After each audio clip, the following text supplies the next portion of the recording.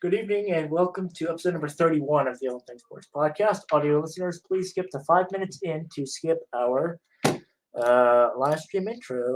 Thank you very, very kindly.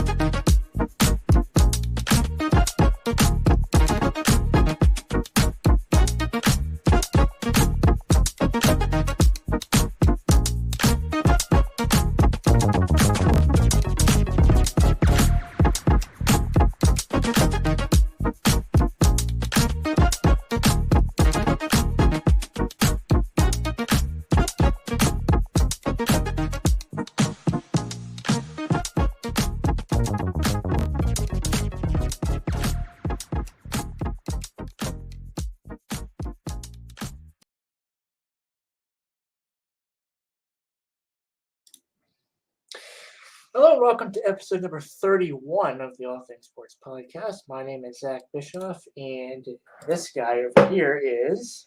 Danny Shanholzer. All right, hello and good evening to you, Danny, for the second episode of the day. Second live episode, that is. We just recorded a Sled Hockey Stories, which should be. What are you doing? I'm getting excited, man. Okay. I was gonna say, woo, All right.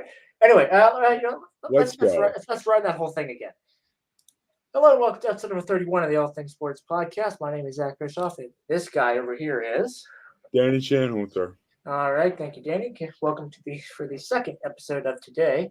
We just got done recording a Sled Hockey Stories that should be out right now, or if it's not out now, it will be coming out in the next couple of hours or so. So in this one, we are going to talk about the Penguin season as of October the 16th. Also, there are also plans to have one final live broadcast for an indefinite period of time due to my surgery, which is coming up in about 3 days from now.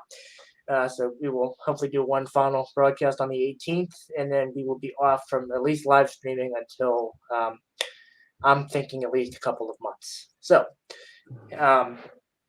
because the operation is being done on my face, I don't want to be swollen. Anyway. All right, so the Penguins are 2-0 to start off the year, and they looked really good in the past two games. I see Danny's excited over there. So, Danny, why don't you take us through the first two games here, and I will interject my thoughts as needed. Yeah, Zach. Obviously, it's hockey season, baby. As Mike Lang would say, it's a great day for hockey. Mike Lang is a former Penguins radio broadcaster here locally. Yes, good note, Zach. Yeah, I mean, what more can you say about the Penguins, man? They are just so consistent, man. Every year, this is year 17 of the Crosby, Malkin, Letang trio there, and I mean, starting and at opening night here, Zach. They had 3 goals in the span of like 6 minutes, I think. But I mean, Yeah, it was all like, and Crosby had 3 points. Malkin had he had a couple points too, right? With Hand a couple yeah. points.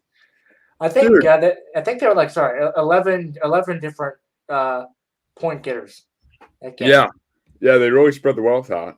Yeah. Um, And they really started because I remember on the first few episodes of this podcast, we are talking about secondary scoring, and we got some of that last night and um, opening night on Thursday at PPG Paints Arena.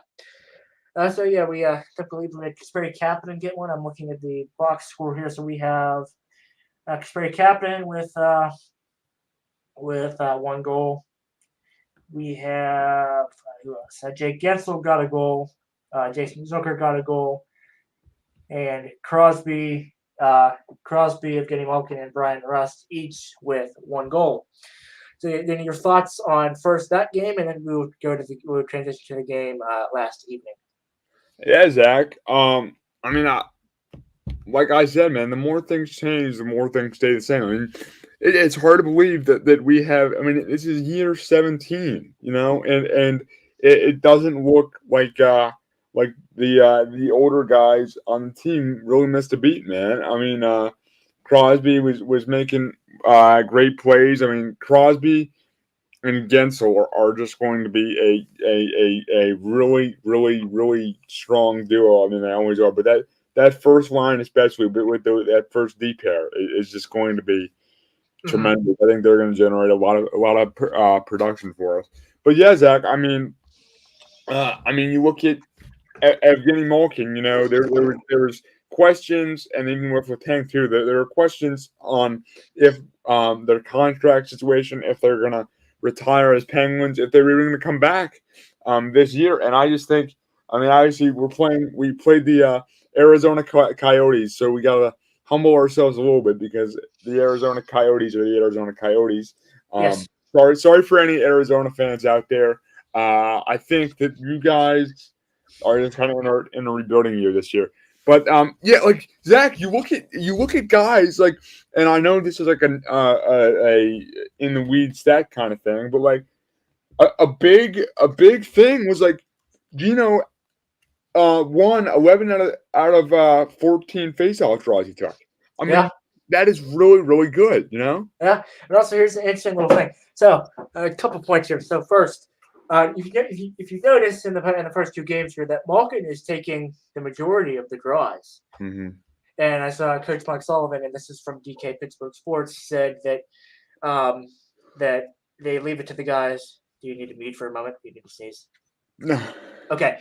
That he said that we let the guys just decide who takes the draws. We don't we don't give our input there. So um, it's interesting that Malkin he had a good night at the faceoff dot. So that'll be interesting. Second point, a guy like Pierre Olivier Joseph who has been up and down the past couple of years.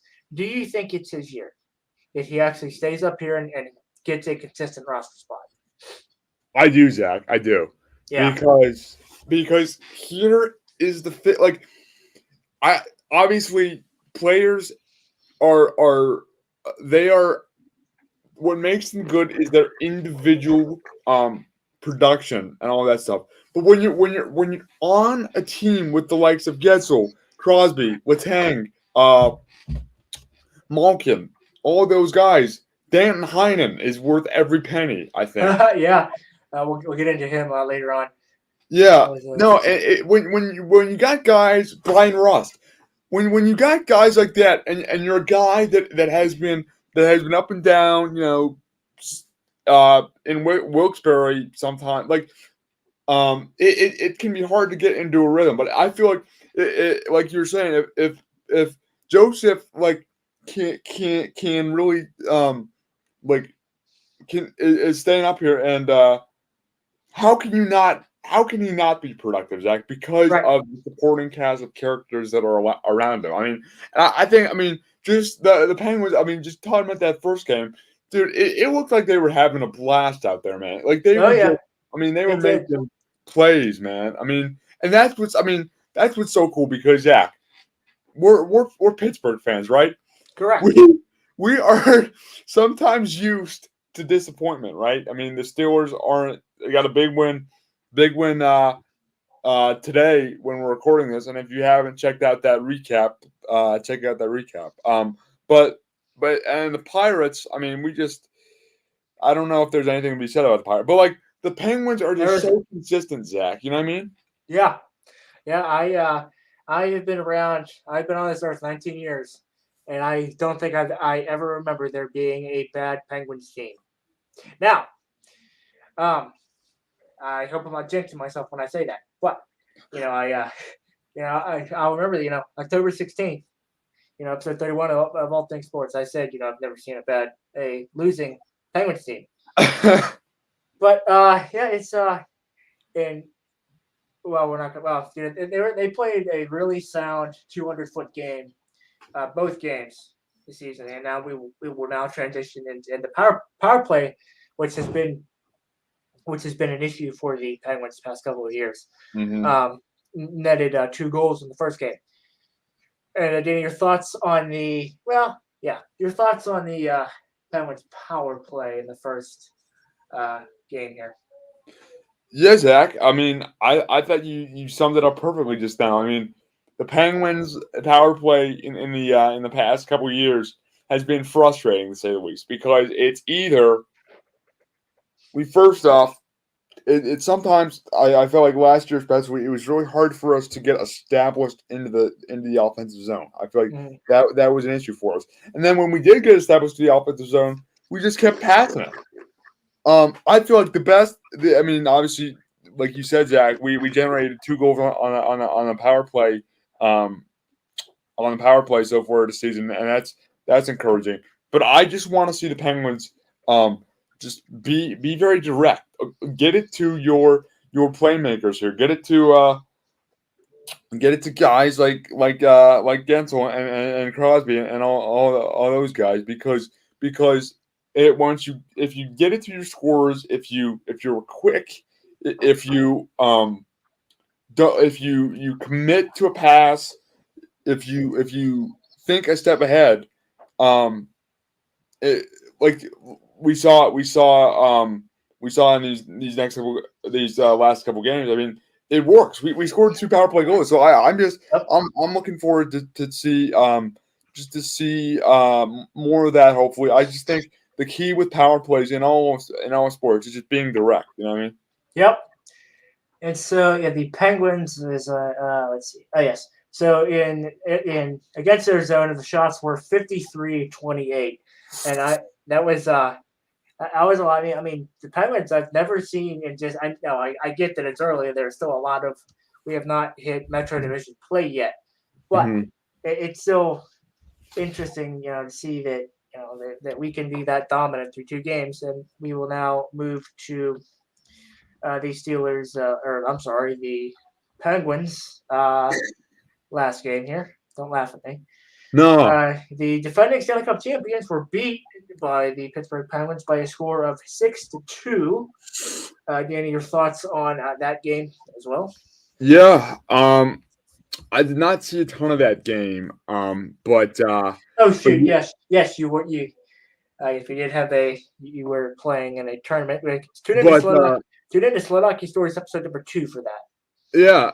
No, but Zach, I mean, you can. I assume you watched more of the game than I did. But I was just, I mean, like you said, Zach, and like we talked about in the preview show last year, I think Tampa Bay always seems to kind of start slow and really kind of gel together as a team in the later months. And I mean, I assume I haven't done a deep dive on Tampa Bay Lightning, but I think they're going to be they're always competitive here. But I mean, again, Zach, the more things change, the more things stay the same.